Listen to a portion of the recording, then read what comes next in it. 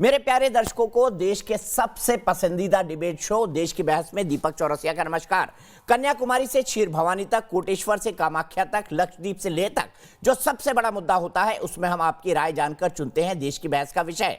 बहस की दशा और दिशा भी आपके माध्यम से तय होती है। साथ ही शो में आप और हमारे एक्सपर्ट पैनल मंच को साझा करते हैं और देश में हो रही सबसे बड़ी हलचल पर बेबाकी से अपनी बात रखते हैं। तो आइए शुरू करें देश की बहस माननीय जनता और मेहमानों के साथ।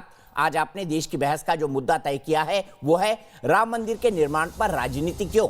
इसे 80% लोगों ने वोट देकर देश की बहस का मुद्दा बनाना चाहा है। अयोध्या में भव्य राम मंदिर निर्माण के लिए निधि समर्पण अभियान शुरू हो गया है। जन जन से अगले 44 दिन तक राम मंदिर निर्माण के लिए धन जुटाया जा रहा है, लेकिन इस दौरान राजनीति करने वालों का भी अभियान शुरू हो गया है। समाजवादी पार्टी के सांसद एसटी हसन ने बीजेपी को लेकर विवादित टिप्पणी की है। वहीं कांग्रेस ने भी निर्माण के लिए चंदा जुटाने के कार्यक्रम पर अपना राग छेड़ दिया है। 5 अगस्त 2020 में अयोध्या में राम मंदिर के शिलान्यास के बाद से ही राम मंदिर निर्माण को लेकर नए सिरे से राजनीति जोर पकड़ती जा रही है। लेकिन सवाल उठता है कि राम मंदिर के निर्माण कार्य में इस तरह की राजनीति करना क्या गलत नहीं है।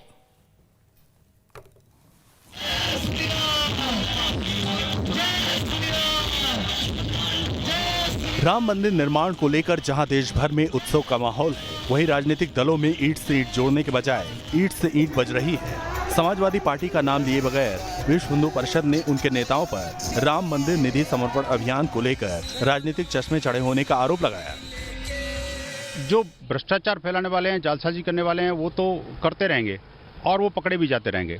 जिन लोगों ने नियत्ते कार सेवकों पर गोलियां चलाई, जिनको गोलियों से भूना 90 के दशक में, उन सब की कली खुल चुकी है। मैं तो भगवान से प्रार्थना करता हूं कि उनको सद्बुद्धि दें और इस तरह की बातों को सोचने का भी उनको मौका न मिलना चाहिए और संपूर्ण भारत मिलकर के राम मंदिर नहीं राष्ट्र मंदिर बनाएगा। दरअसल राम मंदिर निर्माण के लिए आमजन से धनराशि जुटाने के लिए अभियान को लेकर समाजवादी पार्टी के सांसद एसटी हसन ने विवादित बयान दिया था। उन्होंने बीजेपी पर चुनावी फायदे के लिए पत्थरबाजी कराने का गंभीर आरोप लगाया था। राम मंदिर बन रहा है, चलिए एक मसला खत्म हो गया। इन्हीं के लोग जब चंदा लेने निकलेंगे तो चंद दिखे हुए मुसलमानों से इनका पथराव करा देंगे। दूसरी ओर कांग्रेस भी राम मंदिर निर्माण में धन जुटाने के अभियान को अपने तरीके से भुनाने की कोशिश में है। इसलिए लोगों को पैसा सीधे ट्रस्ट के अकाउंट में ट्रांसफर करने की अपील की जा रही है। साथ ही राजीव गांधी के राम मंदिर का ताला तुड़वाकर खुलवाने का प्रचार भी जोर शोर से हो रहा है।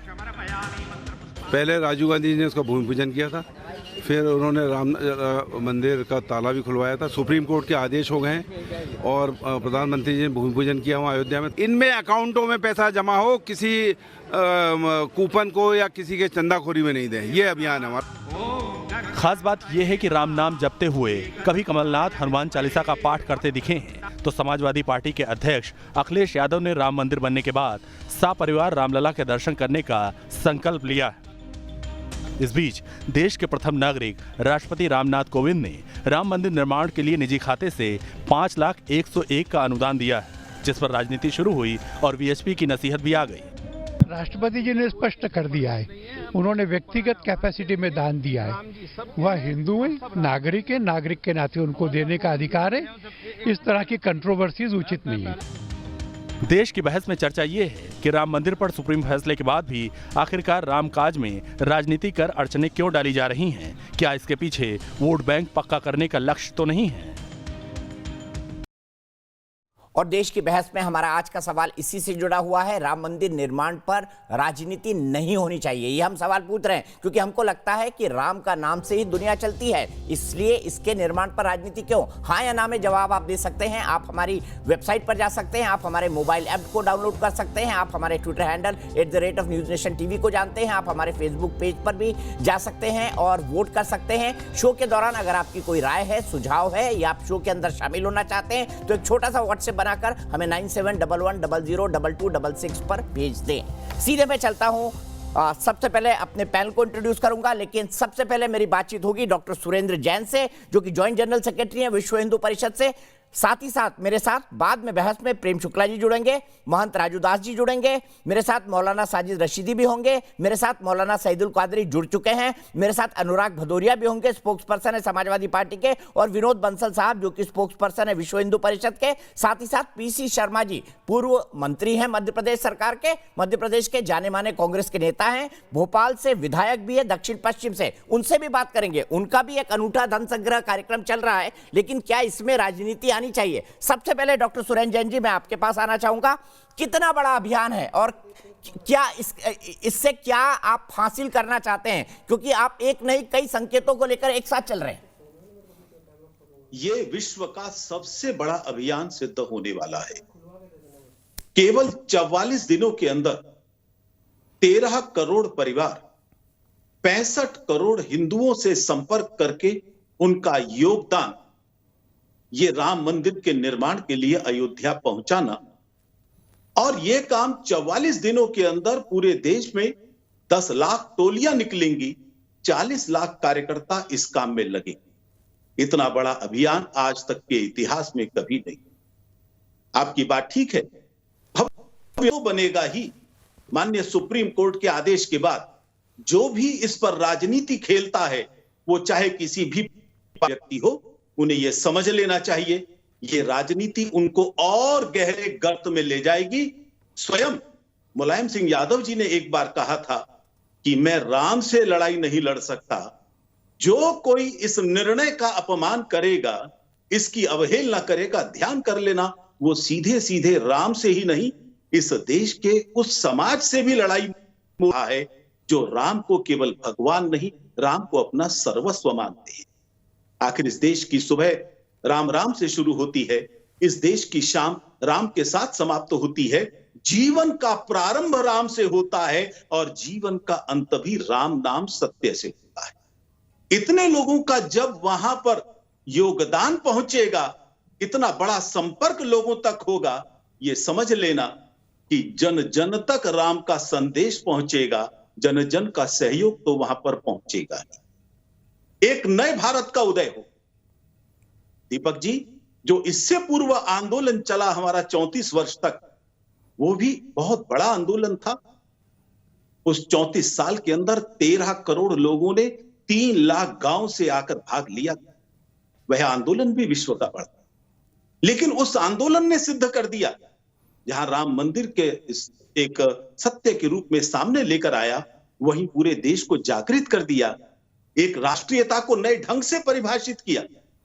भारत की राष्ट्रीयता राम से ही हो सकती है, उसकी पहचान राम है, बाबर नहीं हो सकता, कोई आक्रमणकारी नहीं हो सकता। और इस सत्य को पहचाना था डॉक्टर भीमराव अंबेडकर, जब संविधान की पहली प्रति के पहले पृष्ठ पर भगवान राम का चित्र उन्होंने बनवाया था, और यही सोचकर पूरे देश की प्रेरणा पुरुष केवल एक हो सकते हैं, भगवान राम। ठीक है, गांधी जी ने राम राज्य की बात नहीं की थी? ये सब मजाक उड़ाने वाले लोग, राजनीति खेलने वाले लोग, किसी किसी को अपने ही साथियों को बिकाऊ कहने वाले लोग वास्तव में गांधी जी का अपमान करते हैं, अंबेडकर का भी अपमान करते हैं, इस देश की परंपरा का भी अपमान करते हैं, वो सुप्रीम कोर्ट की भी अवमानना करते हैं। ठीक है, को समझ लेना चाहिए, मैं आपसे देश की जनता स्वीकार नहीं करेगी। मैं आपसे यह जानना चाहता हूं कि अगर हिंदू तो दे ही रहे हैं, कुछ मुस्लिम भाई भी देना चाहते हैं, क्या आप मुस्लिम भाइयों का डोनेशन भी स्वीकार करेंगे इस महाकुंभ में जो होने वाला है?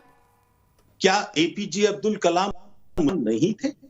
ये चंदा उगाने का कार्यक्रम नहीं है, ये सबको ध्यान दिला देता हूं, ये निधि समर्पण कार्यक्रम है। जो राम के प्रति समर्पित हैं, उनकी निधि राम के चरणों में जाए। जो भी देशवासी राम को अपना पूर्वज मानते, राम के प्रति समर्पित हैं, उनकी पूजा पद्धति कुछ भी हो उससे फर्क नहीं पड़ता।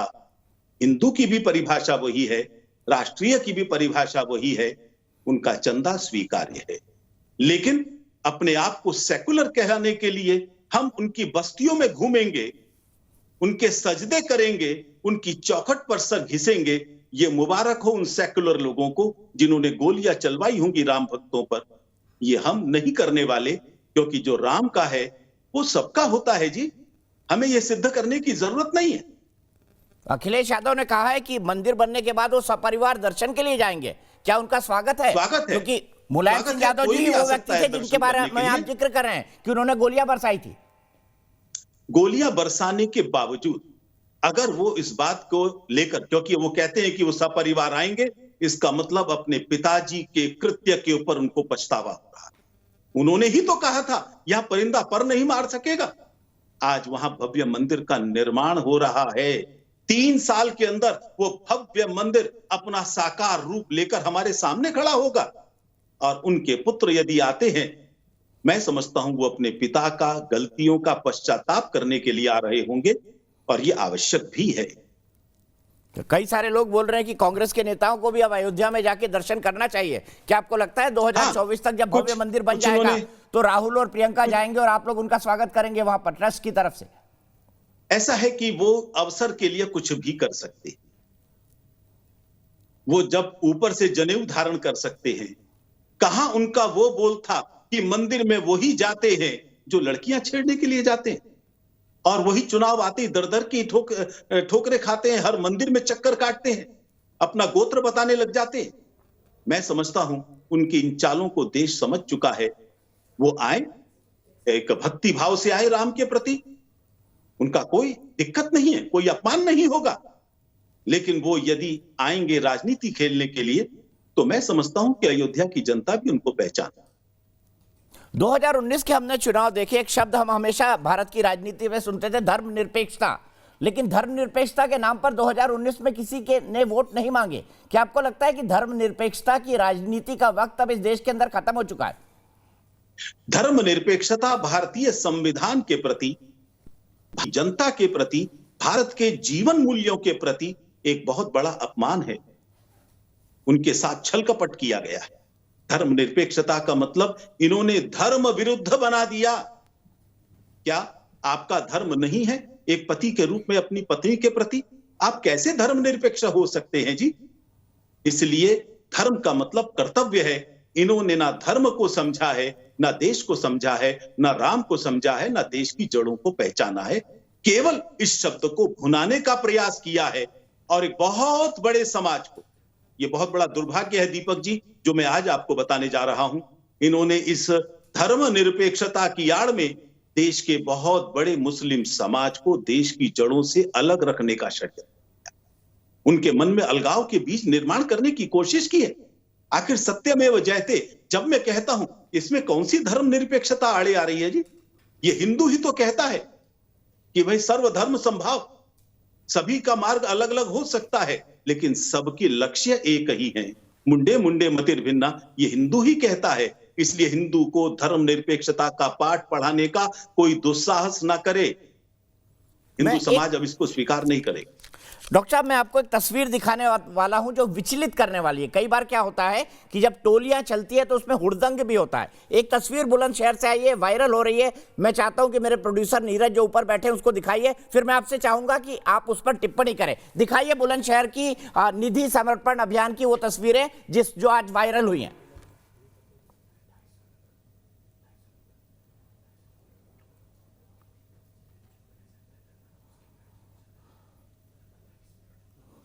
सर, मैं वो तस्वीर दिखाऊं उससे पहले एक और सवाल मैं आपसे पूछना चाहता हूं। क्या आपको लगता है सेक्युलर शब्द जिसको बाद में, ये देखिए फिर मैं आखिरी सवाल पूछूंगा आपसे।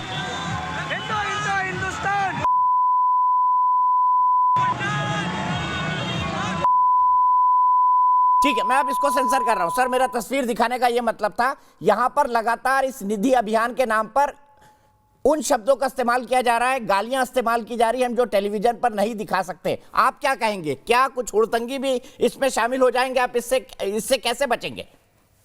हमने पूरे देश में सूचना दी है, संघर्ष की बेला समाप्त हो चुकी है, अब निर्माण की बेला है। इसलिए अब प्रेम के गीत चलने चाहिए, संघर्ष के गीतों की आज आवश्यकता नहीं है। मुझे ये कुछ या एंटी सोशल एलिमेंट है या कुछ कार्यकर्ता अति उत्साह में उन दिनों के यादों में ही जी रहे होंगे। इनको सबको ठीक किया जाएगा। और हमने पूरे देश में जो संदेश भेजा है, ये राम प्रेम की बयार बहाने वाला भी तो है। और जब निर्माण कार्य चल रहा होता है तो सबको गले लगाकर सबको साथ में लेकर आगे बढ़ना होता है। पूरे देश के कार्यकर्ता आपके माध्यम से सुन भी रहे होंगे। मेरी उन सब से निवेदन है कि यदि ये हमारे कार्यकर्ता हैं, इनको समझाएं। पूरे देश में ऐसा दृश्य कहीं देखने को नहीं मिल रहा होगा, एक आध जगह मिल रहा है, लेकिन पीछे इसमें कांग्रेस का झंडा भी शायद दिखाई दे रहा है। ऐसा लगता है कि ये कुछ और लोग हैं। मुझे लगता है कि आपके जो पत्रकार वहां पर गए हैं वही स्पष्ट कर पाएंगे ये कौन लोग हैं, क्योंकि कांग्रेस के लोगों ने एक विज्ञापन भी निकाला है, जिस विज्ञापन में डोनेशन देने के लिए कहा गया है। अरे वो लोग जो गोलियां चलवाने वालों के साथ रहे हैं, जिन्होंने राम को काल्पनिक कहा है, वो राम मंदिर के लिए डोनेशन मांगने की अपील कर रहे हैं। ये कौन सा दोगलापन है? इसलिए आपके इससे यह स्पष्ट दिखाई दे रहा है कि ये हमारे कार्यकर्ता नहीं है, शायद कुछ हुड़दंगी होंगे जो इस आंदोलन को बदनाम करने के लिए। एक चीज और जानना इसमें चाहूंगा, कांग्रेस के झंडे का अभी फिर दिखाई दे रहा है, वो तिरंगा नहीं है, वो कांग्रेस का झंडा है जिसको लेकर ये चलते हुए दिखाई दे रहा है। जी मैं आपसे एक सवाल और जानना चाहूंगा। हम सेक्युलर पर अभी बात कर रहे थे। सेक्युलर शब्द भारत के संविधान में बाद में जोड़ा गया। क्या विश्व हिंदू परिषद को लगता है कि सेक्युलर शब्द को भारत के संविधान में रहने की अब कोई जरूरत नहीं है? क्या आपको लगता है सेक्युलर शब्द भारत के संविधान से हटना चाहिए? जो शब्द सबसे अधिक अपमानित किया गया है, जिसका सबसे अधिक दुरुपयोग किया गया है और जिसकी आड़ में देश को सबसे अधिक नुकसान पहुंचाने की कोशिश की गई है, वो सेक्युलर शब्द ही है। आपातकाल के काले दिनों के अंदर, विपक्ष की अनुपस्थिति के अंदर जिस शब्द का प्रयोग लाया गया, निश्चित तौर पर उसके पीछे एक बहुत बड़ा षड्यंत्र रहा है और वो षड्यंत्र सामने आ रहा है।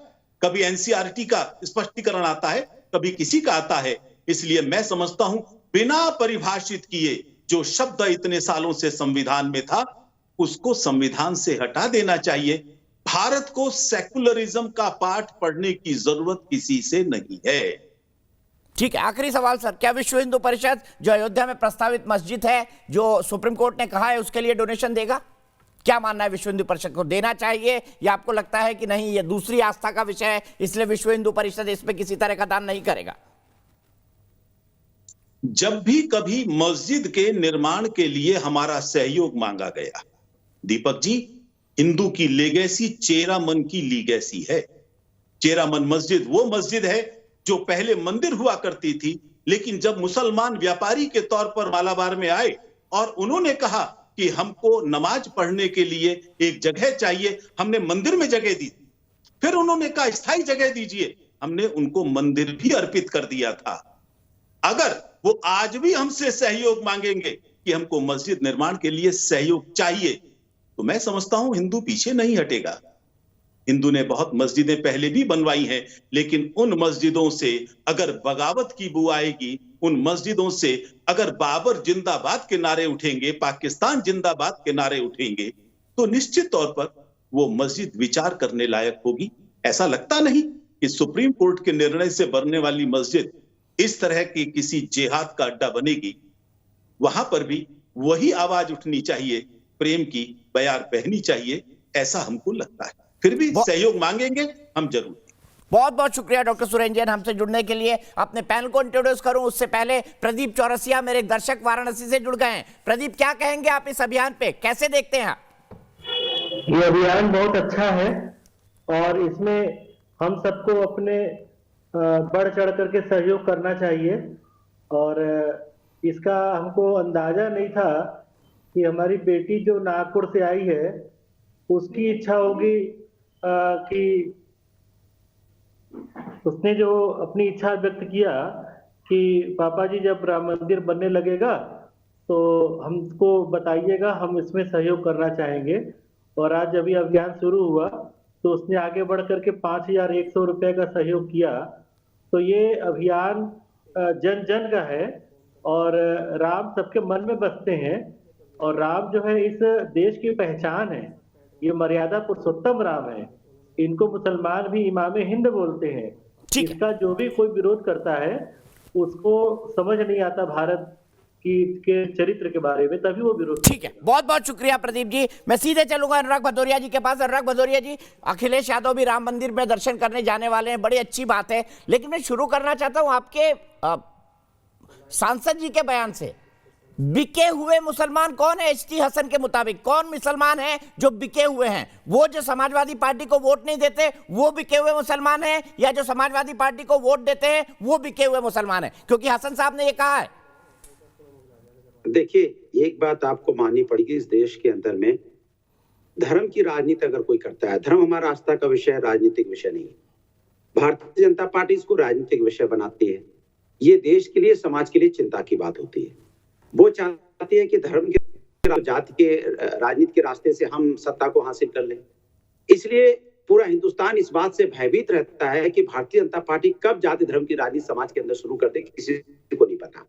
और वो किस किस तरह की राजनीति करती है आपको पता है, जिसका एग्जाम्पल साक्षी महाराज भी दे चुके हैं कि हम किन किन लोगों को कब कब कैसे कैसे इस्तेमाल करते हैं। बिहार में भी हमने इस्तेमाल किया, नफरत की और बांटने की राजनीति करके हम कामयाब हुए। अब हम वेस्ट बंगाल और उत्तर प्रदेश में भी करेंगे। ये मेरे शब्द नहीं है, ये भारतीय जनता पार्टी के शब्द हैं। तो जब भारतीय जनता पार्टी ऐसे शब्दों का इस्तेमाल करती है कि हम कैसे कैसे कहाँ किस तरह की राजनीति करते हैं, तो डर लगता है। सर, मैंने बिके हुए मुसलमानों के बारे में पूछा है। विचारधारा से बिके हुए मुसलमान कौन है? कौन है बिके हुए मुसलमान? जो समाजवादी पार्टी को वोट देते हैं वो बिके हुए हैं, जो आपको वोट नहीं देते वो बिके हुए हैं। कौन है? परिभाषित कर दीजिए ना। एचटी हसन साहब ने किसको कहा बिके हुए मुसलमान पत्थर मारेंगे? उन्होंने साफ साफ इस बात को क्लियर किया। उन्होंने कई इंटरव्यू में इस बात को साफ जाहिर कर दिया। उन्होंने बोला कि हम कह रहे हैं कि ये जो भारतीय जनता पार्टी है, या मैं भी कह रहा हूं, वो क्या, मैं खुद ही कह रहा हूं, भारतीय जनता पार्टी कब समाज के अंदर में कैसी नफरत की आग लगा देगी किसी को नहीं पता। ये सिर्फ धर्म और जात की राजनीति कर रही है हिंदुस्तान में। सोचिए आप, मैं दीपक जी आपसे पूछना चाहता हूँ, क्या यही तो आपसे पूछो राम आप बोलते हैं सीता, आप ऐसा जवाब देते हैं। आपसे पूछो गन्ना आप बोलते हैं इमली। मैं पूछ रहा हूँ बिके हुए मुसलमान कौन है? भारतीय जनता पार्टी में बिके हुए मुसलमान ये कह रहे हैं, कौन है बिके हुए मुसलमान? परिभाषित कर दीजिए। प्रभु राम के बच्चे किसान 60 उनके बच्चे। ये फिर आ गए आप ज्ञान गणित पे। सरकार, आपको क्या लगता है प्रेम शुक्ला जी, फिर आ गए ज्ञान गणित पे? आपसे पूछो इमली आप बोलते हैं अनार, आपसे बोलो अनार आप बोलते हैं केला, आपसे पूछो संतरा आप बोलते हैं सेब। सवाल का जवाब नहीं है आपके हिसाब से समाजवादी पार्टी के लिए कौन बिके हुए मुसलमान बताइए। भारतीय जनता पार्टी नफरत की राजनीति क्यों समाज के अंदर करना चाहती, क्यों आप जवाब नहीं देंगे क्योंकि आपके पास जवाब नहीं है। शुरू करिए आप। हो गया आपका। धर्म को राजनीतिक विषय क्यों बना दिया? देखिए सी बात है। देखिए, एक भारत के लिए जो है, समग्र भारत भूमि के लिए, समग्र विश्व के लिए, वसुंधरा के लिए और ब्रह्मांड के लिए सबसे ये हर्ष का अवसर है कि 500 वर्षों बाद, कलयुग के 500 वर्षों बाद ऐसा अवसर आया है जब अयोध्या में, जो समग्र सृष्टि का पहला स्थल है जहां पर युद्ध नहीं हो सकता, उस अवध में जहां वध नहीं हो सकता, यानी अहिंसा का पूजन का जो आदि सभ्यता का जो कहीं से आती है तो अयोध्या से और अवध से आती है।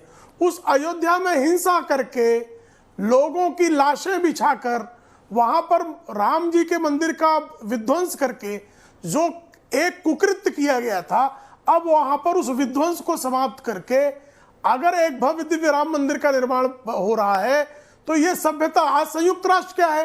तो विश्व शांति का केंद्र है। अयोध्या क्या है? ये ब्रह्मांड की शांति का केंद्र है। उस शांति केंद्र के जो सर्वोत्तम मर्यादा पुरुषोत्तम है, उनके लिए मंदिर का निर्माण हो रहा है। तो सबको समर्पण दीजिए। और सारे जो लोग, देखिए, मुसलमान हमारे भाई हैं, जिस बात का जिक्र सुरेंद्र जैन जी ने किया, भाई हम उनके भाई क्यों हैं? इसलिए बंधु भाव हमारे दोनों के बीच में है कि हम एक ही मां से अंततः आते, हमारा डीएनए एक है। हमारा डीएनए वो डीएनए नहीं है जिस डीएनए में बिके हुए मुसलमान, यानी जहां मुसलमानों को खरीदा बेचा जाता था।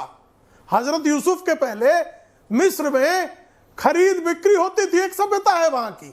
उस सभ्यता से आप जो हैं, जो प्रेरित हैं हसन जी, वो कह रहे बिके हुए मुसलमान। अरे मुसलमान बिका हुआ कैसे होगा? हिंदू बिका हुआ कैसे होगा? सारी जाति कैसे बिकी होगी? एक बड़ा वर्ग कैसे बिक जाएगा? सौदा कौन करेगा उसका? इन बातों का ख्याल वही नहीं रखेगा जो भारत की सभ्यता को, सिंधु की सभ्यता को, भारतीयता की सभ्यता को, समग्र मानवता की सभ्यता को। अरे स्वयं पैगंबर मोहम्मद साहब हजरत कहते हैं कि मुझे जो है भारत से ठंडी हवा आती है। ठंडी हवा क्यों आती है? क्योंकि शांति है। शांति क्यों? क्योंकि अवध है। अवध क्यों है? क्योंकि अयोध्या है। अयोध्या क्यों है? क्योंकि प्रभु श्री राम है। तो इस अवसर पर अगर कोई छोटी क्षुद्र बातें करता है, राजनीति की बात करता है, हिंसा की बात करता है और मानवता की को छोड़कर किसी तरह की अमानवीय बातें करता है, तो वो घृणा का पात्र है, क्योंकि मानवता का शत्रु है। से बात कीजिए, प्रभु राम को राजनीतिकरण में क्यों डाल रहे हैं? आपने बताया अनुराग भदौरिया जी, सईदुल कादरी जी, मैं आपसे जानना चाहता हूँ, प्रभु राम जी का मुसलमान शब्द का इस्तेमाल क्या है? क्या मुसलमान जी के मंदिर के निर्माण के लिए समर्पण चाहते हैं? आपकी आवाज नहीं निकलती है। प्रभु राम की बच्ची के साथ वहाँ बधाई में हत्या हुई, उसके साथ अन्याय हुआ, तो आपकी अनुराग भदौरिया जी प्लीज, उन्होंने अपना एक पॉइंट ऑफ व्यू रखा है। सईदुल कादरी जी, सिर्फ सईदुल कादरी जी की आवाज। वंशज हैं ये लोग जी, आप जरा प्लीज रिपीट करिए, मैं क्वेश्चन सुना नहीं। मैं कह रहा हूं कि समाजवादी पार्टी के सांसद ने कहा है कि कुछ बिके हुए मुसलमान पत्थर फेंक देंगे। ये बिके हुए मुसलमान कौन है मैं समझना चाहता हूं, अनुराग भदौरिया नहीं समझा पा रहे हैं। देखिए, मुलायम सिंह यादव ने पार्लियामेंट में जब 2019 के इलेक्शन से पहले मोदी जी की जिस तरह से तारीफ के पुल बांधे थे, वो बात समझ में आ गई कि वो लोग क्या है। उससे अब ज्यादा बोलने की जरूरत नहीं है। रही बात बिके हुए मुसलमान, बिके हुए तो वो लोग हैं जो सियासत जो है लाशों पे करना चाहते हैं। हमारी लाशों पर उन्होंने सियासत की और इख्तिदार को हासिल किया और सिर्फ मुसलमानों का इस्तेमाल किया, वोट हासिल किए। लेकिन मुसलमानों के आज पैरामीटर्स कहाँ है, इंडिकेटर्स कहाँ है? मुलायम सिंह यादव की हुकूमत ने क्या किया, अखिलेश यादव की हुकूमत ने मुसलमानों के लिए क्या किया? तो बिके हुए तो ये है जो बिक जाते हैं सिर्फ इख्तिदार की कुर्सियों पे बैठने के बाद। तो हमें कोई मुसलमान बिकावा नहीं हो सकता, न कभी होगा। शरपसंद अनसोशल एलिमेंट्स हर जगह पे मौजूद है। अभी आप वीडियो दिखा रहे हैं, वो भी अनसोशल एलिमेंट्स है। ऐसे लोगों से बचने की जरूरत है। अब वो 40 टोली निकले या 40 लाख की टोली निकले, बस चंदा स्कैम ना हो, हमारी यही ख्वाहिश है। चंदा स्कैम ना हो। आपने फिर भी आरोप लगा दिया, ना कहते कहते कह गए विश्व हिंदू परिषद चंदा स्कैम करना चाहती है। विनोद बंसल जी, नहीं, ना हो, मैं कह रहा हूं कि करना चाहती है, ना हो, ये ख्वाहिश है हमारी। चंदा स्कैम ना हो ये ख्वाहिश करता हूं मैं। हो रहा है या करेंगे नहीं बोल रहा हूं मैं। उम्मीद करता हूं कि चंदा स्कैम ना हो, क्योंकि 40 लाख। ठीक है, विनोद बंसल जी का जवाब ले लेते हैं। विनोद बंसल जी का जवाब ले लेते हैं। वो भी ट्रस्ट से प्रत्यक्ष या अप्रत्यक्ष रूप से जुड़े हुए हैं। विनोद बंसल जी, चंदा स्कैम तो नहीं होगा? क्योंकि पीसी शर्मा जी का भी यही कंसर्न है, उनके पास जाऊंगा इसके बाद में। दीपक जी, जिसकी रही भावना जैसी प्रभु मूरत देखी तन तैसी, तुलसीदास जी ने बड़ा क्लियर कट शब्दों में कहा है कि जो जिसकी जैसी भावना है वैसे ही भगवान उनको वैसे दिखते हैं। तो जिन्होंने चंदा वसूला, जिन्होंने चंदा खाया, जिन्होंने चंदा का स्कैम किया, वो उसके बारे में उससे ज्यादा कुछ सोच भी नहीं सकते। एक बात। दूसरी बात ये, जैसे कि डॉक्टर सुरेंद्र जैन जी ने स्पष्ट किया कि ये कोई चंदे का कार्यक्रम नहीं है, कोई दान का कार्यक्रम नहीं है, यह है निधि अर्पण का कार्यक्रम। क्योंकि भगवान को आप चंदा नहीं दे सकते, भगवान को वैसे भी चंदा तुम्हारी संस्कृति का हिस्सा कभी था भी नहीं। अर्पण, तर्पण और समर्पण, इसके इस भाव को लेकर के ये हिंदू संस्कृति जीती है। और हम जो है भगवान को अर्पण तो कर सकते हैं, समर्पण तो कर सकते हैं, लेकिन कोई चंदा और दान नहीं दे सकते। इसीलिए पूज्य संतों ने कहा कि हम देश से हम समर्पण प्राप्त करेंगे और वो ट्रस्ट के नाम से करेंगे, ट्रस्ट के अकाउंट में 48 आवर्स के अंदर जमा करेंगे और बड़ी पूरी तरह से ट्रांसपेरेंट सिस्टम मेंटेन करेंगे। एक बात मैं चैलेंज के साथ कहता हूं, देश के अंदर इस समर्पण अभियान में अगर कोई गड़बड़ करेगा तो उसके साथ वही होगा जो अब तक राजनीति में होता आया है। दीपक जी, आप बहुत वरिष्ठ पत्रकार हैं, आप अच्छी तरह जानते हैं कि जिन्होंने राम को नकारा वो गया, जिसने राम सेतु को तोड़ा वो गया, जिसने बाबा अमरनाथ की यात्रा पर को ललकारा वो गया, जिसने राम भक्तों पर गोली चलाई वो गया।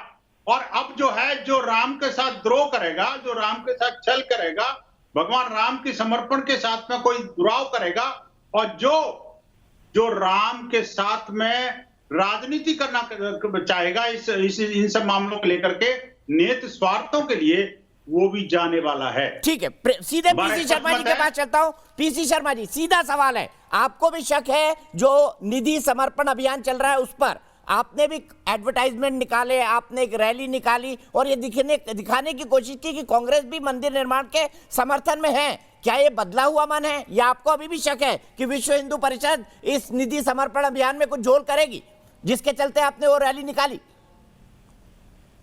इनके आधे नेता तो विरोध करते हैं और आधे नेता समर्थन करते हैं। ये डॉक्टर पार्टी इनको राम को पूरी तरह नकारती है। डॉक्टर सुरेश जैन साहब का भाषण सुना हमने लंबा, बंसल जी का भी सुना हमने, और पूरा भारतीय जनता पार्टी का एजेंडा पढ़ दिया इनने, जो भारतीय एजेंडा है। हमारा ये कहना है कि भगवान राम मर्यादा पुरुषोत्तम राम थे, और जब महात्मा गांधी देश का आंदोलन, स्वतंत्रता संग्राम का आंदोलन चला रहे थे, तो वो प्रार्थना थी रघुपति राघव राजा राम ईश्वर अल्लाह तेरे नाम, और अपनी प्रार्थना शुरू करके वो करते थे। इसमें मैं ये कहना चाहता हूँ कि निर्मोही अखाड़ा के सीताराम जी सदस्य ने आरोप लगाया कि 1400 करोड़ रुपए का स्कैम पहले वीएचपी कर चुकी है, पैसे इकट्ठे किए, कहाँ गए वो ईंटें कहाँ गई? ये सब फिर की राशि समर्पण, अरे राशि समर्पण के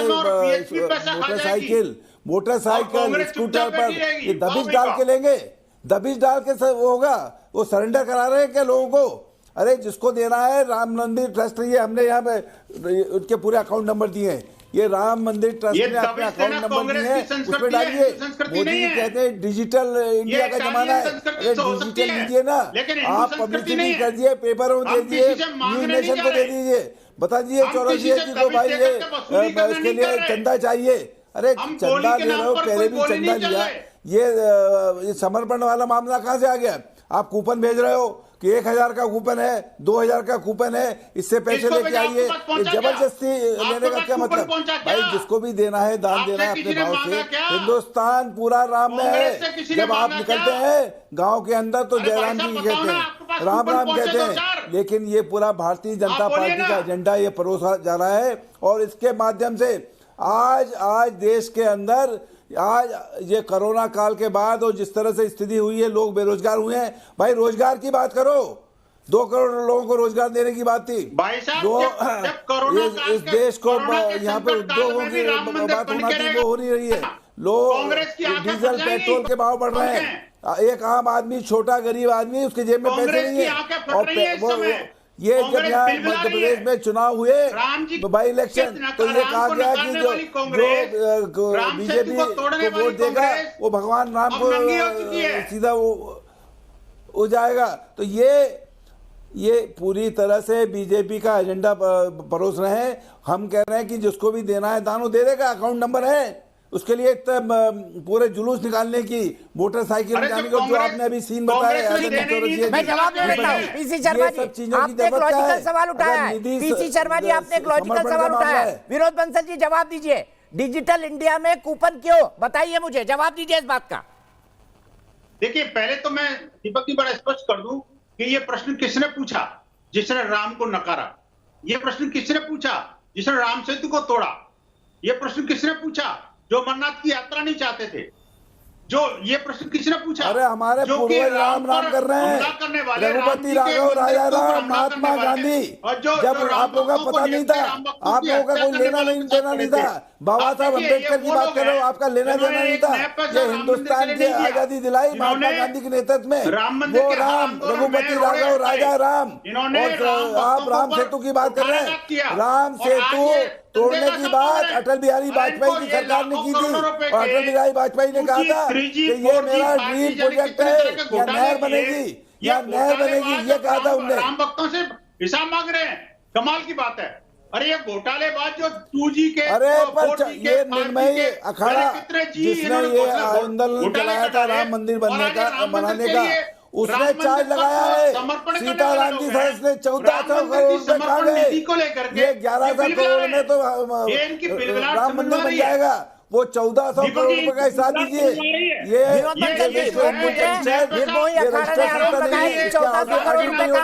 जो राम मंदिर के नाम पर आपने इकट्ठे किए थे, ये पीसी शर्मा जी का आरोप है। खोरी बंद करो। पीसी भगवान राम के नाम से चंदाखोरी बंद करो। पीसी शर्मा जी को समझना चाहिए, भगवान राम के नाम से चंदाखोरी बंद करो। राम ये जन्मभूमि मध्य प्रदेश में चंदा इकट्ठा होता है और विधायक 1989 में खरीद लिए जाते हैं, तब से लेकर के आज तक सरकार किसकी थी? सरकार कांग्रेस की सरकार थी कि नहीं? ये इन्हीं पैसों से। कांग्रेस की सरकार ने वो इनकम टैक्स डिपार्टमेंट ने छापा पड़ा क्या? कभी क्यों नहीं पड़ा? आपने कोई इंक्वायरी दर्ज की क्या? क्यों नहीं करी? आखिरकार जो हिसाब किताब था उसका रेगुलर ऑडिट होकर के जमा होता था, आपने प्रश्न क्यों नहीं किया? अरे मैं कहता हूँ, देखिए आपकी श्रद्धा नहीं है, मुझे पता है। आप राम जी को नहीं चाहते, ये भी पता है देश को, ये भी पता है कि आप रामद्रोही हैं, ये सबको बनने में। और अभी भी राम मंदिर बनने के कारण आपकी राजनीति खिसकते हुए हमेशा से आपने राम मंदिर के आंदोलन में रोड़ा अटकाया है। ये संपूर्ण देश ने देखा है भाई कि ये कांग्रेस की बिलबिलाट समझ में आ रही है। ठीक है, मैं दोनों के पास आऊंगा। मुझे लगता है कि दोनों ने एक दूसरे पर पॉइंट स्कोर करने की कोशिश की, लेकिन पहले दिल्ली शिवानी सक्सेना के पास चलता हूं, फिर मौलाना साजिद रशीदी और महंत राजूदास जी को जोड़ेंगे। शिवानी सक्सेना जी, क्या कहना चाहेंगी संग्रह अभियान पर? क्या आपको लगता है ये उचित है, या आप जो कांग्रेस पार्टी आरोप लगा रही है कि भाई ये चंदाखोरी है, आप इसको उस तरीके से देखती है? हाँ, मैं सुन रही हूँ आपको, और मेरे हिसाब से जो चंदा अभियान चला रहे हैं वो बिल्कुल भी ठीक ही नहीं है मेरे हिसाब से, तो क्योंकि जिसने पूरी दुनिया को बनाया और पूरी दुनिया जिसके दम पे चल रही है, हम होते कौन है उन्हें चंदा देने वाले? जिसने हमें बनाया, हमारी पूरी दुनिया बनाई है, जिसने हमारी क्या हैसियत है कि हम उनका घर बनाए, वो भी चंदा इकट्ठा करके? हम अभी इतने बड़े तो नहीं हुए हैं। और उन्हीं की संतान अभी आपका एक पॉइंट ऑफ व्यू है। सीधे इसी बात को लेकर महंत राजूदास जी के पास चलता हूं। महंत राजूदास जी, आरोप लगा रहे कांग्रेस पार्टी के नेता कि भाई ये तो चंदा अभियान है, क्या आप भी इसको चंदा अभियान मानते हैं? हंसी हमको आ रही है, कांग्रेस पार्टी आरोप लगा रही है। कष्ट इस बात की है, दुख इस बात का है कि जब राहुल गांधी जी हनुमानगढ़ी मंदिर दर्शन करने के लिए आए थे, उस समय में मैं पुजारी था और मैंने उनसे सवाल किया। उन्होंने कहा कि पूर्व में उनका बयान था कि मंदिर नौजवान जाते हैं लड़की छेड़ने के लिए। मैंने कहा महोदय, आज 1 साल हुआ, आज ही के दिन आप दर्शन करने आए हो, क्या विचार है? हंस के चले गए। कहने किस बात कि कांग्रेस पार्टी की देन है कि 70 वर्षों से राम जन्मभूमि मामले को लटका के रखी। अभी महोदय कह रहे थे कि हम ही ने ताला खुलवाया। ठीक है, आपने ताला खुलवाया, अधिकारी ने ताला खुलवाया, लेकिन आप चाहते तो राम जन्मभूमि मंदिर का मसला 35 से 370 खत्म हो जाता। आप बीजेपी को क्यों मौका देते हो? बीजेपी को क्यों ठेकेदार बना के रखे हो? आपने ठेकेदार बनाया ना, बीजेपी खुद तो ठेकेदार बनी नहीं। देश आपके हाथ में था, राजा आप थे। आप चाहते तो 370-35 से भी खत्म हो जाता।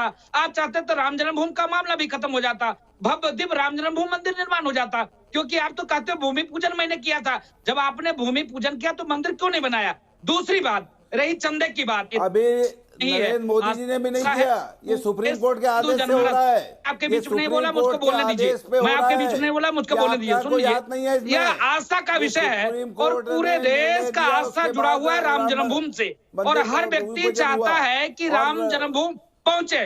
कोविड-19 संक्रमण को देखते हुए 5 तारीख को जब भूमि पूजन हुआ, माननीय प्रधानमंत्री जी आए, तो यहाँ पर कुछ लोग आए, लेकिन कोई भी व्यक्ति और तमाम लोग नहीं ला सकते, कोविड का जो प्रकोप था इसके नाते। लेकिन हर व्यक्ति का आस्था जुड़ा हुआ है, तो ये समर्पण निधि का कार्यक्रम है या ना कि चंदा का कार्यक्रम है। और हमारा आस्था विश्वास राम जी से जुड़ा हुआ है, और हर घर से मंदिर बनाने वाले कोई कमी नहीं है। हिंदुस्तान में ऐसे लोग हैं, एक ही व्यक्ति राम जन्मभूमि बना देंगे, लेकिन हर व्यक्ति का आस्था जुड़ा हुआ है। इसके नाते मैं साधुवाद दूंगा आरएसएस को, मैं धन्यवाद दूंगा विश्व हिंदू परिषद के लोगों को, जिन्होंने ये योजना रचना बनाई, और हर घर तक पहुंचेंगे और हर घर का समर्पण राशि राम जन्मभूमि में लगेगा और कुछ भी नहीं। ठीक है, सीधे मौलाना साजिद रशीदी के पास चलता हूं। मौलाना साजिद रशीदी, पुराने बयान पर आप कायम है कि एक दिन वो आएगा जब इस मंदिर को भी गिराया जाएगा?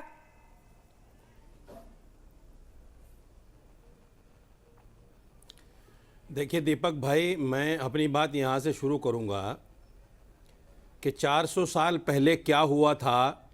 जितने लोग आज टीवी पे बैठे हैं, इंक्लूडिंग यू, कोई आदमी ये नहीं कह सकता विश्वास के साथ में कि 400 साल पहले क्या हुआ था। लेकिन 1992 में जो भी हुआ वो सारी दुनिया ने 400 देखा। साल पहले क्या हुआ एक था, कुकर्त ये तो हुआ, आप सीना ठोक ठोक बाबरी के मस्जिद बोलते हैं को ना तोड़ा गया। कि बाबरी मस्जिद बनी थी। ये तो आपने सीना ठोक ठोक के कहा ना सुप्रीम कोर्ट के अंदर कि बाबरी मस्जिद बनी थी 400 साल पहले।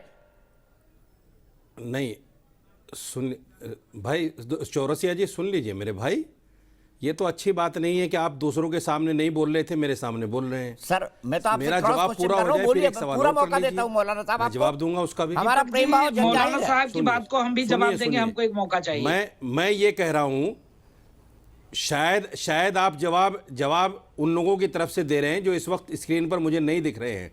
जो लोग ये कह रहे थे कि मंदिर तोड़कर मस्जिद बनी है, मैं उनका जवाब दे रहा हूं कि 400 साल पहले क्या हुआ किसी ने नहीं देखा, लेकिन 1992 में बाबरी मस्जिद टूटी, सबने देखा। दीपक चौरसिया जी, आपने भी देखा, मैंने भी देखा, जितने पैनल में बैठे सबने देखा। उसके बाद में 2019 में जो सुप्रीम कोर्ट का फैसला आया, बाबरी मस्जिद को जानने और समझने के बाद और ये मानने के बाद कि बाबरी मस्जिद के नीचे कोई मंदिर के अवशेष नहीं मिले, फिर भी बाबरी मस्जिद की जगह मंदिर को दे दिया गया। इससे बड़ा कुकर्म क्या हो सकता है देश के अंदर? कंक्लूड करिए। इनसे कहिए भाई मुझे बोल लेने दे। हाँ मैं कर रहा हूं। दूसरी बात यह है कि एक बात पीसी शर्मा जी ने कही, बहुत अच्छी बात कही। नवासी में जो रथ यात्रा निकली थी, उसमें बहुत सारा सोना और सोने की ईंटें, हीरे जवाहरात जमा हुए थे, 1400 करोड़ भी जमा हुए थे, जिसको विश्व हिंदू परिषद खा गया।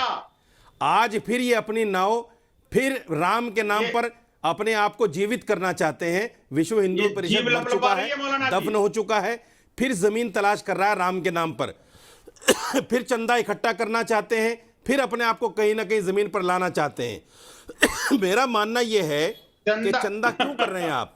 पानी पी लीजिए मौलाना साहब, पानी पी लीजिए। आपने एक सवाल पूछा, कूपन किया, उसका जवाब ये नहीं दे पाए।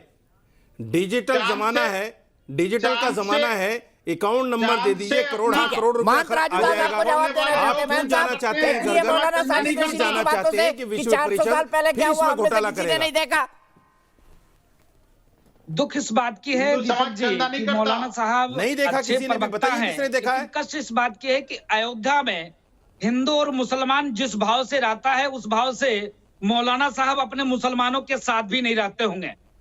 कष्ट इसके साथ मुझको कहना पड़ रहा है, मौलाना साहब की जो विचारधारा है वो राजनीति से प्रेरित है।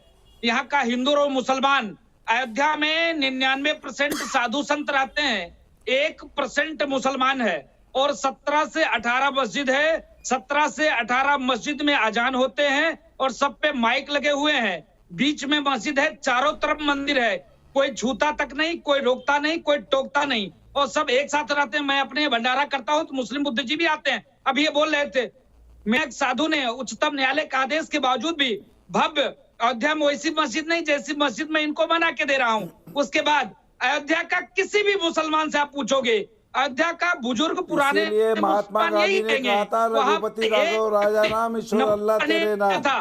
बाबर एक विदेशी लुटेरा था, आक्रांता था, वो किसी मुसलमान के आयकार नहीं था। और ये देखिए किस प्रकार से आपने देखा क्या, बोल रहे हैं कि नहीं, देखा क्या मस्जिद थी, बाबरी मस्जिद थी, तोड़ा गया? आपने देखा क्या राजू जी? भगवान राम की जन्मभूमि आपने देखा क्या मंदिर तोड़ा गया? मुसलमान आपने देखा क्या?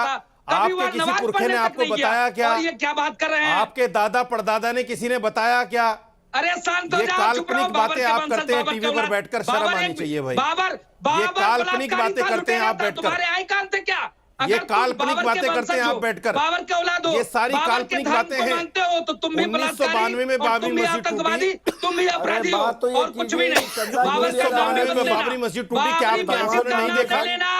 बाबरी मस्जिद क्या आपकी आंखों से एक आंसू नहीं निकला? अगर सच्चे मुसलमान, बाबरी मस्जिद टूटी, आपकी आंखों से आंसू नहीं निकला? अगर पक्के ईमान, आपको एहसास नहीं हुआ कि बाबरी मस्जिद तोड़कर हम मंदिर बनाने जा रहे हैं? अयोध्या का मुसलमान, क्या राम का चरित्र यही है? आज समर्पण निधि का कार्यक्रम, क्या राम का चरित्र यही है? आपने राम को पढ़ा है?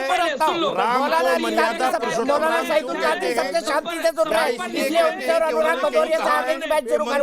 प्यारे लाल जी नोएडा से मेरे दर्शक जुड़ गए हैं। प्यारे लाल जी क्या कहेंगे इस अभियान पर? देखिए दीपक जी, राम मंदिर पूरे देश के लिए एक आस्था का विषय है। और राम मंदिर सभी के लिए एक जो है भव्य राम मंदिर बने, ऐसा सभी लोगों की इच्छा है, पूरे देशवासियों की। लेकिन इसमें किसी भी तरफ से कोई राजनीति नहीं होनी चाहिए, चाहे कोई भी पक्ष है। राजनीति हमारे प्रभु राम के प्रति नहीं होनी चाहिए। और मेरा ऐसा मानना है कि जो भी कोई भी पार्टी है वो सभी राम मंदिर में बढ़ चढ़ के हिस्सा ले, चाहे कोई पार्टी समाजवादी है। और मेरा ऐसा मानना है कि सभी समाजवादी लोग बढ़ चढ़ के अब इस राम मंदिर को बनवाएं। और ये एक बहुत बड़ा हमारे देश में एक काम हुआ है कि भाई राम मंदिर, माने सर्वोच्च न्यायालय ने राम मंदिर का रास्ता साफ किया है। और राम मंदिर को हम सभी लोग, पूरे देशवासी उसमें चंदा, देखिए मंदिर दान से और चंदे से ही बनता है, मंदिर समर्पण से बनता है। ठीक है, ठीक है प्यारेलाल जी, तो मेरा ठीक है प्यारेलाल जी, इतना ही वक्त था मेरे पास आपके लिए। मैं सीधे चलता हूँ अनुराग भदौरिया के पास। अनुराग जी, डॉक्टर सुरेंद्र जैन ने बोला है अखिलेश यादव जा रहे हैं, इसका मतलब उनके मन में आत्मग्लानि है कि कार सेवकों पर गोली चलाई गई। क्या पश्चाताप के लिए जाएंगे अखिलेश यादव? देखिए, एक चीज आप दीपक जी मान लीजिए कि हिंदुस्तान न्यायपालिका और संविधान से चलता है। अगर न्यायपालिका की भारतीय जनता अपमान करना चाहती है तो बेशक, संविधान का अपमान करना चाहती है भारतीय जनता पार्टी तो बेशक वो अपमान करने के लिए बने हैं। जिस समय की बात है उस समय न्यायपालिका में केस था। न्यायपालिका ने आज बोला सुप्रीम कोर्ट ने कि वहां मंदिर बनेगा, तो बताइए किसने विरोध किया? हिंदुस्तान के किसी व्यक्ति ने विरोध नहीं किया। थोड़ी बोला था आपको, मेरी बात गोली चलाने के लिए नहीं बोला था। न्यायपालिका में विचाराधीन कोई भी, आपको गोली चलाने के लिए बोला था क्या कि कार सेवकों को मार डालो? तो लीजिए, आप मेरी बात ये बयान दीजिए कि परमदादी पर नहीं मारेगा, आप मैं बोल लूं फिर आप अपने घर में हथियार रखे। मेरे को सब याद है बयान मुलायम सिंह यादव के, याद है बोलने तो दीजिए, के बयान याद है मुझे। बोलने नहीं देंगे तो फिर फायदा क्या है? मैं कह रहा हूँ कि कोई भी चीज अगर वो न्यायपालिका में है तो न्यायपालिका का सम्मान करना किसी भी सरकार का धर्म है। किसी भी सरकार ने क्या कहा था मेरी हो चाहे दूसरे की हो, अगर न्यायपालिका, सुन तो लीजिए, अगर न्यायपालिका का सम्मान नहीं कर सकते, संविधान का सम्मान नहीं कर सकते, लोकतंत्र का सम्मान नहीं कर सकते, भारतीय जनता पार्टी है। जिस तरह से किसान लोकतंत्र में वहाँ पे प्रदर्शन कर रहा है, मौतें हो रही है, सम्मान नहीं कर सकते, ये भारतीय जनता पार्टी इसलिए सत्ता में आ जाता है। भारतीय जनता पार्टी लोकतंत्र का सम्मान नहीं करती, संविधान का सम्मान नहीं करती। भारतीय जनता पार्टी सवाल का जवाब दे दिया करिए, अपने हिसाब से आस्था को राजनीतिक विषय बनाती है। चिंता की बात है। आप सोचिए 25, 50, 60 किसानों की मौतें हो गई, उसके बारे में कोई बात नहीं। आप तो न्यायपालिका के सम्मान की बात कर रहे हैं। गलत किया, उसके लिए मैं शर्मिंदा हूँ, मैं माफी चाहता हूँ। सम्मान नहीं करना चाहते, देश की जनता का सम्मान नहीं करना चाहते। अब यहाँ पे मंदिर बन रहा है, सुप्रीम कोर्ट ने बोल दिया, तब भी राजनीति आस्था की भारतीय जनता पार्टी कर रही है, तो ये चिंता का विषय नहीं है। बहुत चिंता हो रही है मुझे आपकी बात सुन के चिंता हो रही है। चिंता इसलिए हो रही है चिंता की बात है क्योंकि जिस तरह से भारतीय जनता पार्टी राजनीति कर रही है वो जनता की चिंता नहीं कर रही है। जनता से कोरोना काल की मौत हो रही है, कोई चिंता नहीं। कोई शुक्ला जी कुछ कहना चाहता पार्टी, अनुराग भदौरिया जी, यहाँ पे 25 लोगों की यहाँ पे बंद करिए। शमशान घाट में इनके करप्शन से 25 लोगों की मौत हो जाती है, कोई चिंता की बात नहीं है। हथरस की बच्ची के साथ अन्याय हो जाती है। रुक जाइए, भदौरिया जी कृपा डीजल पेट्रोल के भाव आप काफी देर से लोग बेरोजगार हो सवाल सुनते ही नहीं, बहुत देर से लगातार आप जो है पटपटाए जा रहे हैं। भगवान को खुश उस पटपटाने में न तर्क है न तथ्य है। भगवान के बच्चे बहुत परेशान हैं। भगवान के ललाओं पे इन्होंने आपसे सवाल पूछना बेमानी है, आपसे सवाल पूछना बेमानी है। ललियों के साथ जो अन्याय हो रहा है, सवाल भी अपमानित होने लग गया आजकल। समाजद्रोही पार्टी प्रेम शुक्ला जी आ जाइए। अन्याय हुआ है, कोई भगवान इनसे खुश नहीं हो सकते। ये सिर्फ रामद्रोही से समाजद्रोही होने तक का आपका लंबा जो है 2 दशकों का सफर है। भगवान आपसे खुश नहीं है, ये तय है। भगवान की बच्चियों के साथ आपने अन्याय किया है। एक बार भी आपने आवाज उठाई, बताओ, हथरस की बच्ची के खिलाफ आपने आवाज उठाई। आपने हथरस की बच्ची के साथ जो भगवान की बच्ची थी आप बोले, आप बदायूं की बच्ची के साथ अन्याय हुआ आप बोले। यहाँ और तो और सुन लीजिए, अयोध्या में बच्ची के साथ अन्याय हुआ, चलती गाड़ी में भव्य दिव्य राम मंदिर के निर्माण पर जगह नहीं हो सकती। जो मंदिर विरोधी है के साथ अन्याय हुआ, लेकिन आपकी आवाज नहीं फूटी, आपके कंठ से आवाज नहीं आई। ये चिंता की बात है। उनको सनक सवार होने जैसे रोगों का शिकार होना लखनऊ में बच्ची के साथ अन्याय हुआ, उन्नाव में बच्ची के साथ अन्याय हुआ, बाराबंकी में बच्ची के साथ अन्याय हुआ, बाबर को अपना पूर्वज मानने पर अन्याय हो रहा है। चिंता की बात है और आपको चिंता नहीं है तो मुझे तो चिंता, हिंदुस्तान को चिंता है। ब्रेक के लिए रुक रहा हूँ, राजनीति करने के ब्रेक के लिए रुक रहा हूँ, फिर वापस आ रहा हूँ। रुके नहीं अनुराग भाई, फिर भी नहीं रुके, बोले जा रहे हैं।